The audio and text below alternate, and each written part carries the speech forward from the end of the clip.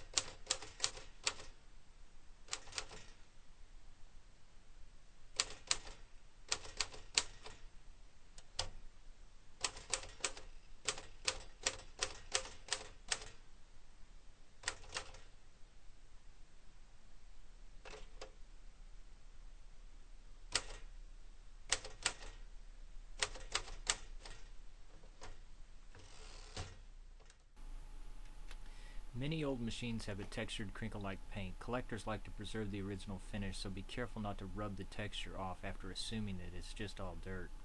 By the way, portables don't need any oil at all. The only place to really oil any machine is the carriage rail for the bearings and the trucks. Marvel Mystery Oil has been recommended for this, probably because of its naphtha content. Cleaning this typewriter was a good learning experience, and it gave me the chance to practice so I won't mess up a really good machine if I ever have to do it again. In spite of the mess, this was a joy to work on, like some people like to work jigsaw puzzles. Just a trivial note, according to the War Department in 1944, a typewriter contains approximately 1,800 to 2,000 parts, which require approximately 20,000 different operations to manufacture. An operator typing at the rate of 60 words per minute actually motivates with his or her fingers 10,000 to 12,000 parts per minute, approximating 200 moving parts per second.